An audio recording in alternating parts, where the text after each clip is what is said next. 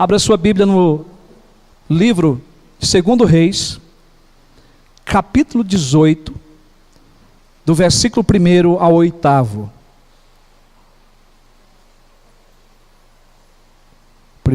É segundo livro de Reis. Segundo livro de Reis, capítulo 18,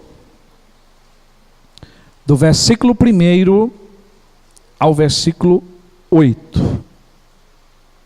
Diz assim a palavra do Senhor nosso Deus: no terceiro ano de Oséias, filho de Elã, rei de Israel, começou a reinar Ezequias, filho de Acás, rei de Judá. Tinha 25 anos de idade quando começou a reinar, e reinou 29 anos em Jerusalém. Sua mãe se chamava Abi, e era filha de Zacarias. Fez ele o que era reto perante o Senhor, segundo tudo o que fizera Davi, seu pai. Removeu os altos, quebrou as colunas, e deitou abaixo o poste ídolo, e fez em pedaço a serpente de bronze que Moisés fizera, porque até aquele dia os filhos de Israel lhe queimavam incenso, e lhe chamava Neustã.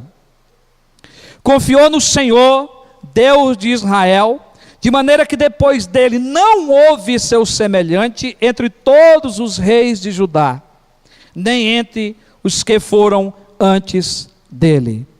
Porque se apegou ao Senhor, não deixou de segui-lo, e guardou os mandamentos que o Senhor ordenara a Moisés. Assim foi o Senhor com ele, para que onde quer que saía, lograva bom êxito. Rebelou-se contra o rei da Assíria e não o serviu. Feriu ele os filisteus até Gaza e os seus limites, desde as atalaias dos vigias até a cidade fortificada. Meu querido irmão, minha querida irmã, nós já oramos. E eu quero que você pense um pouco, reflita sobre a pergunta que eu farei a você nessa noite. Você tem feito a diferença onde Deus lhe colocou como seu servo? As pessoas têm visto você como um servo de Deus, como um crente lavado pelo sangue de Jesus? Quais os valores que você tem vivido? Quais são os valores que você tem compartilhado com a sua vida? Os valores do mundo ou os valores da palavra de Deus? Eu e você, nós precisamos fazer a diferença nesse mundo, na nossa geração. Nós somos servos de Deus, comprados pelo sangue de Cristo, como acabamos de cantar. Mas nós precisamos fazer a diferença. Ezequias foi um grande rei. Um rei que resolveu no seu coração fazer a diferença na sua geração, como rei, como servo de Deus. No seu reinado, ele procurou viver os valores da palavra de Deus, seguindo os mandamentos do Senhor, numa época em que os valores do mundo tinham dominado Israel e Judá. O povo estava deixando de servir e de cultuar a Deus. Nosso propósito nessa noite não é, a partir desse texto, dessa mensagem, fornecer dados cronológicos da história de Israel e Judá, e nem fazer uma biografia completa do rei Ezequias, mas sim vermos o exemplo espiritual que ele foi para a sua época como servo do Senhor, e como que esses exemplos podem nos edificar e nos influenciar no dia de hoje, no tempo de hoje, como servo do Senhor. O seu nome, o nome Ezequias, significa Javé ou Yavé é a minha força. O próprio nome dele carregava a força que vinha de Deus sobre a sua vida para o seu ministério. O rei Ezequias é um dos reis de Judá. Reinou, segundo nos informa o versículo 1, no ano que reinou Oséias, filho de Elá, rei de Israel. Ele era filho de Acás, que reinou antes dele. E o texto nos fornece também o nome da sua mãe, Abi, filha de Zacarias. Se você, em casa, depois quiser ler o contexto, anteriormente, aqui no livro de 2 Reis, nos fala de seu pai, Acás. Um homem idólatra, um homem que transgrediu a lei de Deus, quando ele corrompeu o culto em Judá.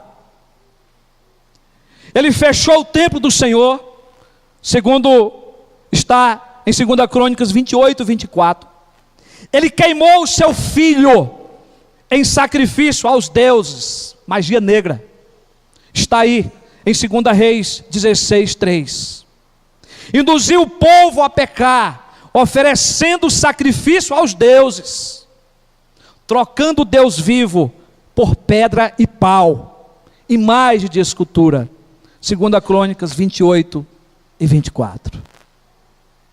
Ezequias foi um homem que cresceu nesse ambiente de idolatria, ele cresceu nesse ambiente de desobediência.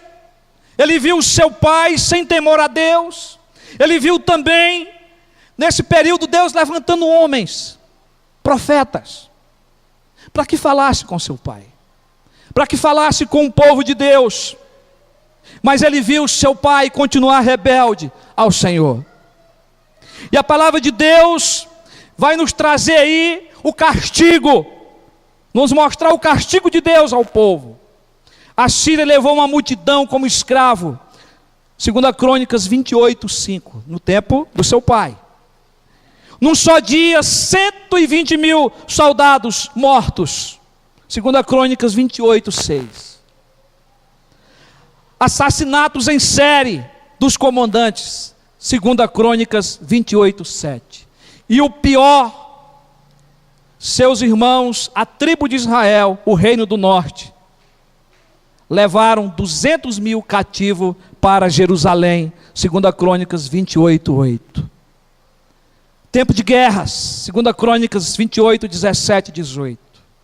Ele viu todas as loucuras de seu pai, e ele viu a ação do juízo de Deus sobre a desobediência do povo.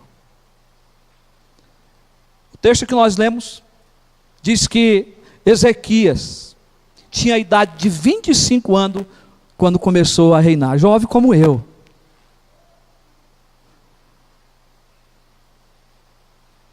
Novo, ainda um menino, porque eu estou com 46, estou me sentindo muito jovem ainda. Ele começou a reinar, e o seu governo durou 29 anos em Jerusalém. A data está aí entre 715 a 686 antes de Cristo nascer. Mas, meus irmãos, quando nós lemos nos livros de Reis e de Crônicas, observamos que a vida de Ezequias é relatada sobre perspectivas diferentes. O livro de 2 Reis ressalta as reformas políticas e morais implementadas por Ezequias, enquanto que em 2 Crônicas relata detalhadamente sobre a purificação do templo e o restabelecimento dos cultos, incluindo a festa da Páscoa, e aspectos estes que são totalmente omitidos em 2 Reis, no texto que nós lemos. Mas no texto lido da mensagem desta noite, na sequência do versículo 3 a 4, vemos a diferença que Ezequias fez no início do seu reinado como rei de Judá. Logo após a morte do seu pai, ele começou a reinar. E nos versículos de 5 a 8, registra-se um resumo do seu governo vitorioso, fato que se dá por ele ter vivido e governado conforme os ensinamentos da palavra de Deus e sobre os valores que Yahvé havia implantado para que o seu povo assim vivesse. E diante dessas verdades, eu quero propor o tema dessa noite: é Ezequias, o rei que fez a diferença na sua geração. Ezequias, o rei que fez a diferença na sua geração.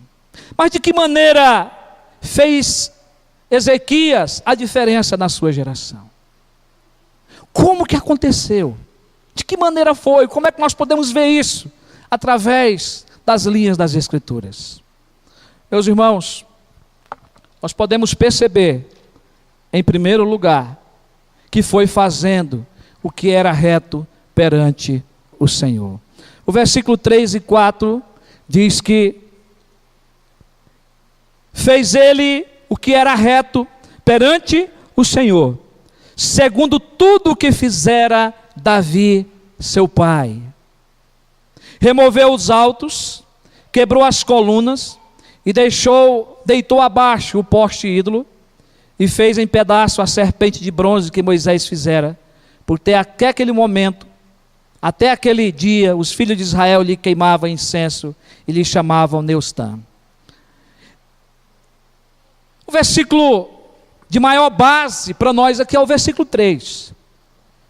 Mas o versículo 4 também tem a ver com a sua retidão. O versículo diz que ele foi um homem reto perante o Senhor, segundo tudo o que fizera Davi, seu pai.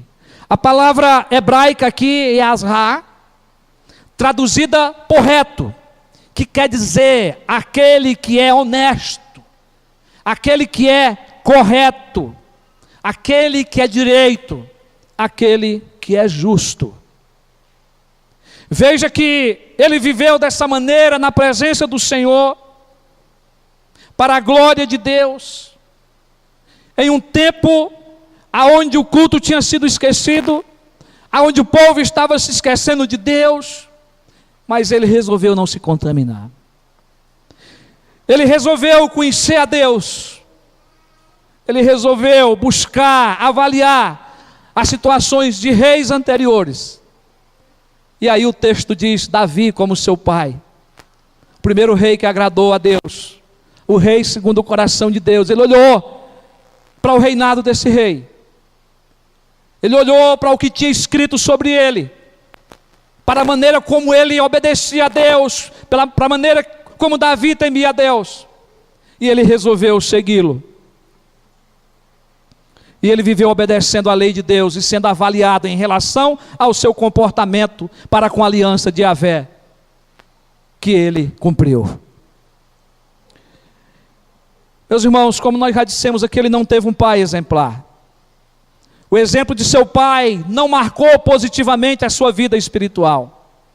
Mas nós podemos afirmar que ele buscou conhecer a história e a orientação dos anciões da sua época, para conhecer o modelo de governo de Davi e poder assim levar o povo ao culto, à adoração sincera a Deus.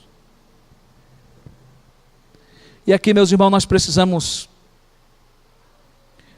entender que eu e você, nós precisamos sermos homem e mulher, mulheres justas, pessoas que o mundo possa olhar para nós e dizer: esse é diferente, esse caminha com o Senhor.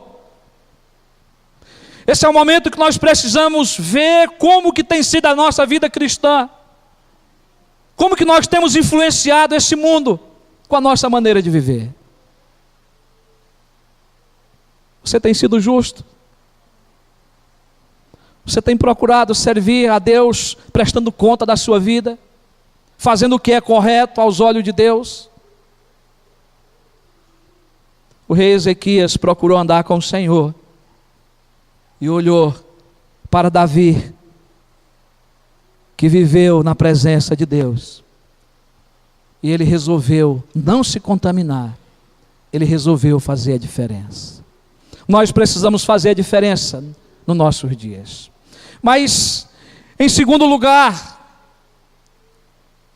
a palavra de Deus vai nos levar a entender que ele aboliu os altos, os ídolos.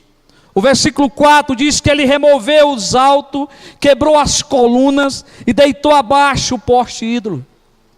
E fez em pedaço a serpente de bronze que Moisés fizera, por causa que até aquele dia, os filhos de Israel lhe queimavam incenso.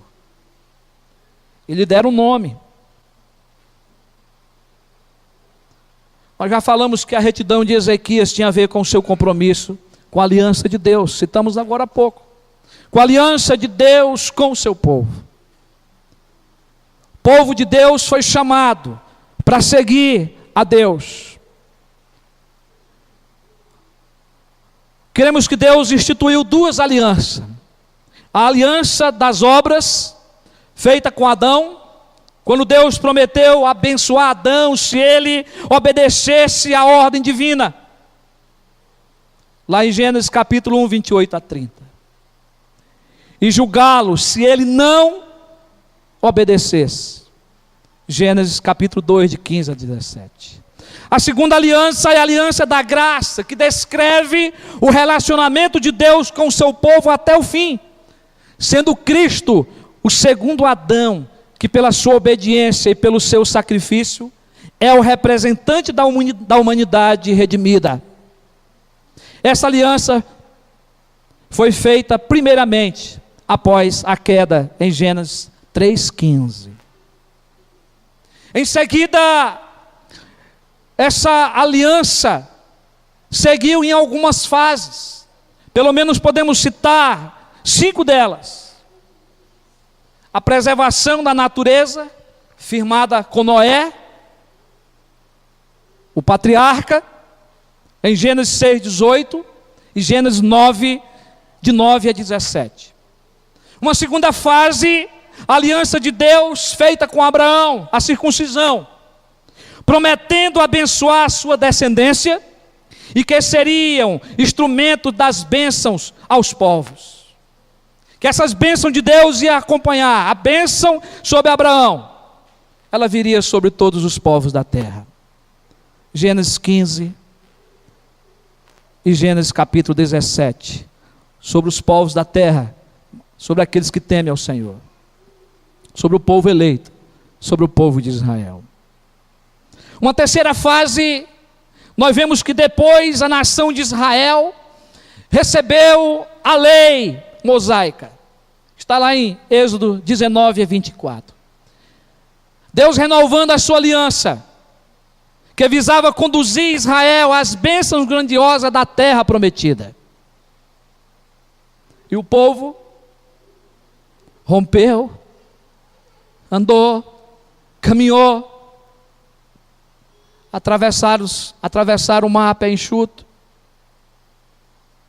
viram água sair da rocha, viram o pão cair do céu, viram a presença de Deus no meio deles.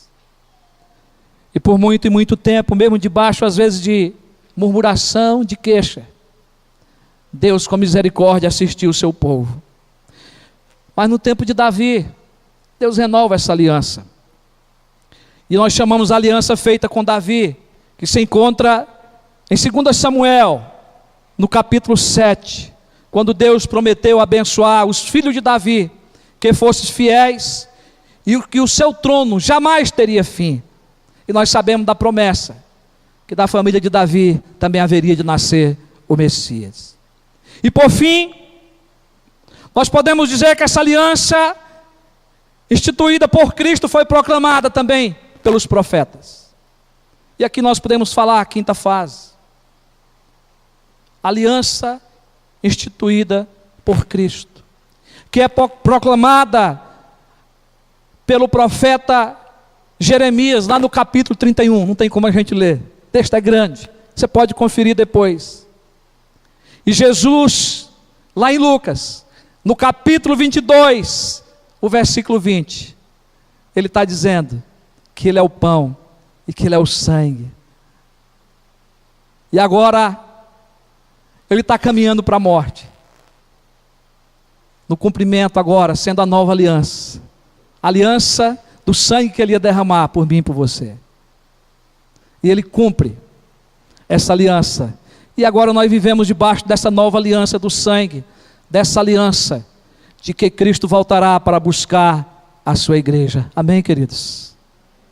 Mas os reis tinham que viver nessa esperança. Os reis tinham que viver debaixo dessa aliança. A aliança era um compromisso de Deus com o seu povo. Um Deus que não mente, Ele não é homem para que minta. Um Deus que cumpre as suas promessas. E o tempo do povo de Israel, os reis como líder do povo, eles tinham que levar o povo a cultuar ao Deus Todo-Poderoso, ao Deus Yahvé, como o único Deus, como o único Senhor. Na época do rei Ezequias, ele recebeu um reino contaminado pelo pecado. A idolatria se alastrava entre o povo de Deus. O versículo 4 diz que ele aboliu os altos. Os altos eram lugares que ficavam nas colinas. Quando o povo entrou na terra de Canaã, tinham que ter abolido os altos dos cananeus, o lugar de adoração a outros deuses. Mas o povo não aboliu. Era o povo que habitava antes na terra. Não fizeram. Pelo contrário, usaram estes lugares para o culto, em vez de construir altares em lugares aprovados por Deus. E aí, meus irmãos, esses homens, essas mulheres que faziam parte do Israel de Deus, passaram a invocar outros deuses, passaram a cultuar outros deuses, mortos, ídolos. E no tempo de Ezequias, o local de culto já era o templo. O reino dos reis de Israel já estava instituído. O templo de Salomão já tinha sido erguido. Agora havia um lugar de culto. Mas mesmo assim esse povo ainda cultuava nos altos. Por causa da desobediência. E Acás foi um desses homens que dá a sequência de reis desobedientes a Deus. E Acás fechou o templo. O templo do Senhor estava lá, mas estava fechado. E isso aumentou a iniquidade do povo. Aumentou a idolatria do povo. Mas no primeiro ano do seu reinado de Ezequias, no primeiro mês, olha que coisa linda e maravilhosa. No primeiro ano de governo, no primeiro mês do seu governo, ele abriu as portas da casa do Senhor e as reparou. 2 Crônicas, capítulo 29, o versículo 3. Então o versículo 4, aqui de forma resumida, está nos informando que ele removeu os altos. Ele quebrou as colunas e deitou abaixo o poste ídolo. Este foi levantado, o poste ídolo foi levantado para uma deusa cananeia, que se chamava Azera, ou Azerá. Um ídolo feito de madeira entalhada, representando essa divindade. E servia de consorte ou companheira de Baal, que ficava ali para ser adorada. Ezequias teve a coragem de destruir esse ídolo, em obediência a Deus, purificando o culto a Deus. Ezequias faz a diferença no seu tempo. Mas ainda o versículo 4, na sequência, nos informa que ele fez em pedaço a serpente de bronze que Moisés fizera, pois até aquele dia os filhos de Israel lhe queimavam incenso. Meus irmãos, como que a idolatria se alastra? Vocês ouviram uma mensagem pregada pelo irmão Rafael esses dias atrás, sobre esse episódio, lá em Números 21, de 6 a 9. Deus mandou que Moisés fizesse uma serpente abrasadora e colocasse em uma haste para que todos os mordidos pelas serpentes, por causa das reclamações, Deus mandou essas serpentes que picavam ele e do veneno eles morriam. E agora Moisés faz essa serpente e eles têm que olhar para essa haste para serem curados do veneno. Mas depois de curados, essa haste foi deixada como um memorial da bondade, da misericórdia de Deus pelo povo. Para que o povo lembrasse das misericórdias do Senhor. Para que o povo lembrasse do amor de Deus por eles. Para que o povo lembrasse que Deus um dia lhe perdoou. E tipificando assim aquele que haveria de vir, que é Jesus Cristo. Mas tempo depois, o povo passou a adorar. O povo passou a prestar culto. De tal forma que Ezequias, para restaurar o culto, ele também tem que abolir essa arte. Aquilo que servia de memorial, agora não serve mais. Para que o povo pudesse se voltar para Deus. E tanto Ezequias como o rei Josias, que reinou tempo depois, são citados como sendo segundo Davi, porque eles não toleraram a idolatria. Eles não toleraram outro tipo de adoração que não fosse a Yahvé, ao Deus Todo-Poderoso. Meus irmãos, Ezequias fez a diferença em sua geração. E você está fazendo a sua? Quais são os nossos ídolos hoje? Preste muita atenção nessa pergunta. Quais são os seus ídolos? O que tem tirado você de cultuar a Deus e viver uma vida santa que agrade ao Senhor?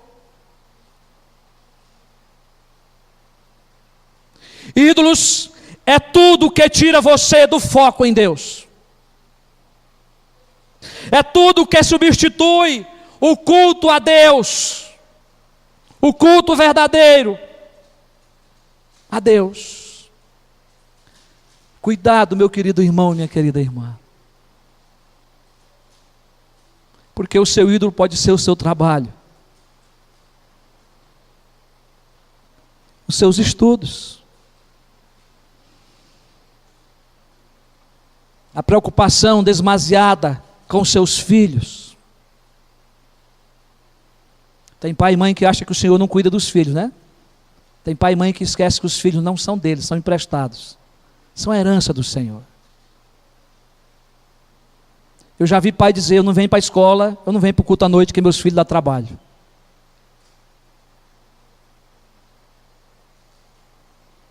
A busca desenfreada para ganhar o dinheiro.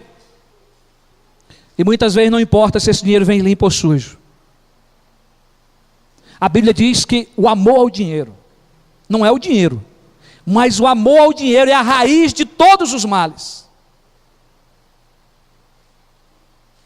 E aí, meus irmãos, podemos dizer que o sexo fora dos padrões de Deus também tem se tornado um ídolo. Cuidado com o sexo. O tempo perdido com coisas supérfluas, festas, amizade que distancia você de Deus, bebidas alcoólicas. E eu quero aqui fazer uma advertência para você. Cuidado, meu querido irmão e minha querida irmã. Quando o Facebook começa a ser algo que domina a tua vida, que prende a tua vida, de forma que você tem que expor a tua vida para os outros. Muitas vezes o Facebook pode se tornar o seu ídolo. E você para de prestar conta para Deus da tua vida, e você passa a prestar conta para os outros, para o mundo.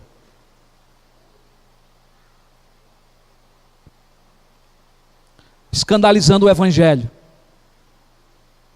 E as pessoas chegam para o pastor e dizem: aquilo lá é a tua ovelha, é crente lá da tua igreja.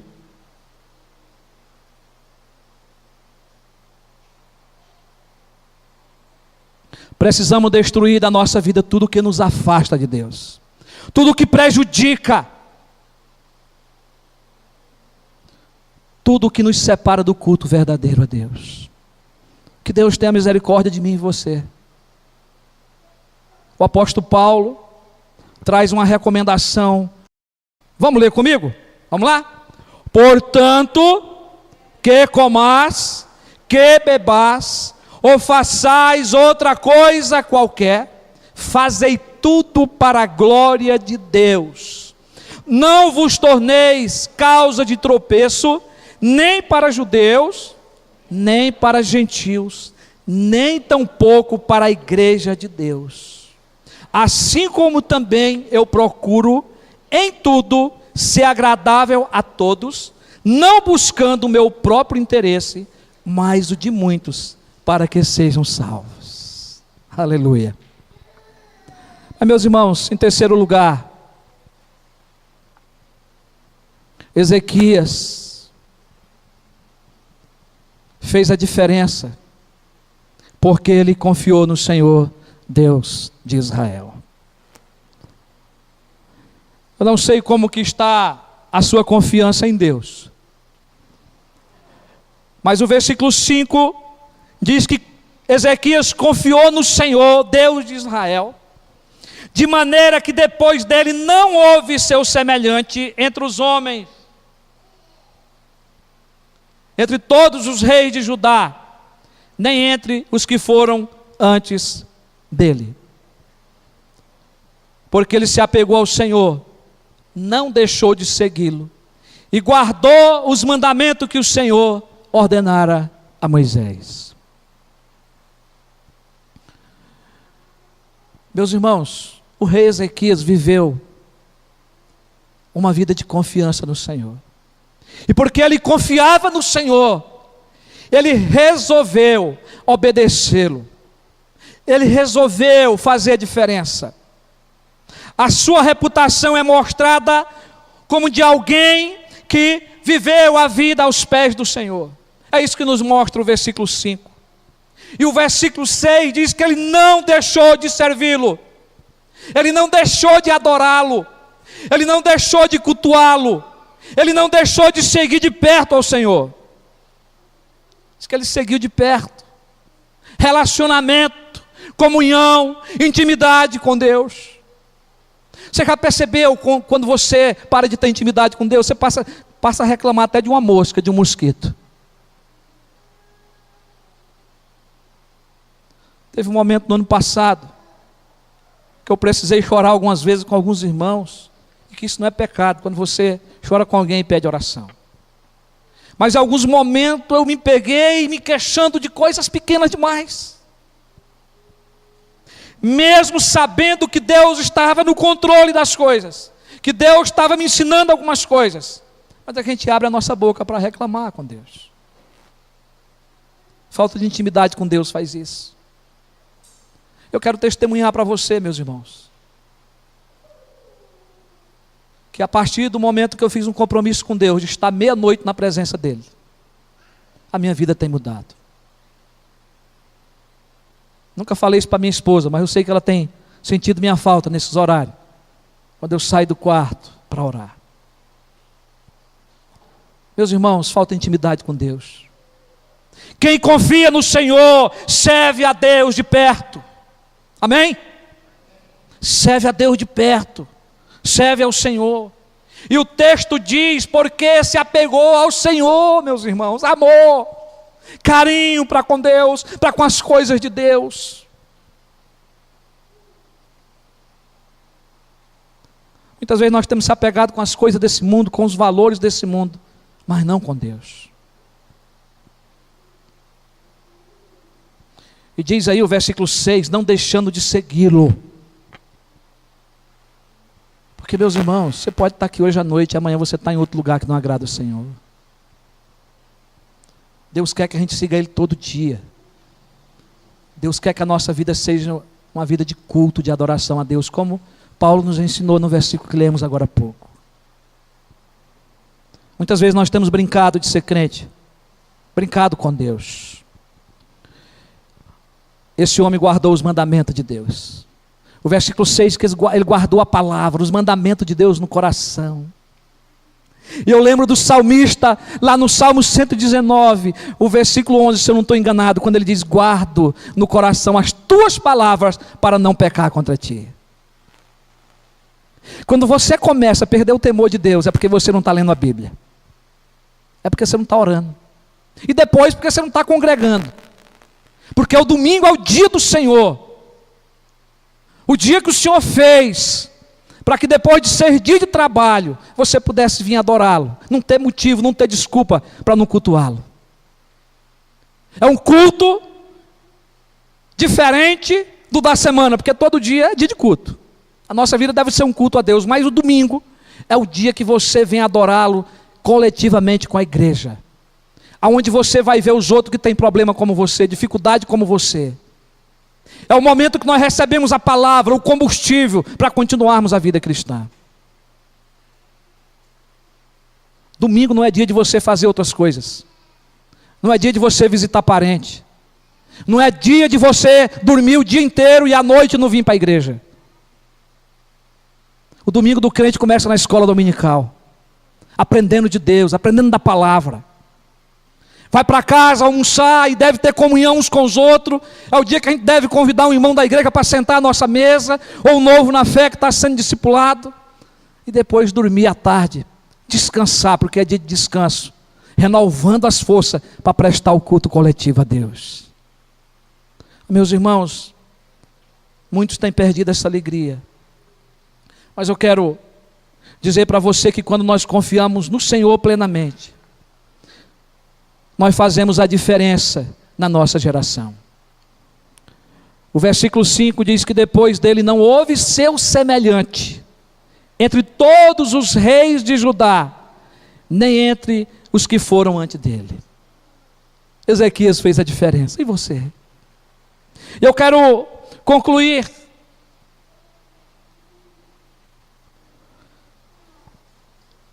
dizendo para você que quando fazemos o que é reto, justo e correto aos olhos de Deus, quando restauramos o culto ao nosso Deus, quando abolimos aquilo que nos prejudica, e quando confiamos plenamente no Senhor Deus, nós nos tornamos, preste atenção no que eu estou lhe dizendo, nós nos tornamos um testemunho do favor do Senhor na nossa vida e para essa geração.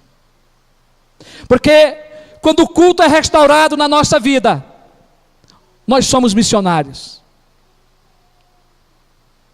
Como é que o povo de Israel era missionário? Cultuando a Yahvé, cultuando ao Deus verdadeiro, fazendo Ele conhecido. Mas se nós não vivemos uma vida de culto, em vez de ser um testemunho do favor de Deus para esta geração, nós vamos ser um mau testemunho. Muitos desejam as bênçãos de Deus, mas não querem obedecê-lo. Não querem viver uma vida centrada na palavra e em Cristo. Uma vida cristocêntrica. Ezequias fez a diferença como servo de Deus, e o seu reinado foi abençoado. Houve prosperidade e vitória, segundo o versículo 7. Conclui-se aí, em poucas linhas, em poucas palavras, o seu tempo de vitória. Assim foi o Senhor com ele. Para onde quer que saía, lograva bom êxito. Rebelou-se contra o rei da Síria e não o serviu. Não dá para a gente contar essa história aqui, você pode ler depois. Porque Ezequias inverteu a política de Acais, da submissão ao rei da Síria, e trouxe o povo de volta para Deus. Feriu ele os filisteus até Gaza e seus limites, desde os atalaias dos vigias até a cidade fortificada. Eu quero ainda concluir dizendo para você que a história que continua de Ezequias, mesmo a despeito da sua doença, segundo nos relata 2 Reis 20, de 1 a 11, e dos seus desvios e dificuldades, segundo registrado em 2 Reis 20, de 12 a 16, porque ao término de sua vida, depois da cura maravilhosa que Deus fez a ele foi marcado quando ele deixou os seus opositores entrar no reinado, ver a riqueza do templo, ver as coisas de Deus. Mas mesmo assim, as obras desse homem, a fé desse homem, a restauração do culto, ficou marcada como boas obras de um servo de Deus.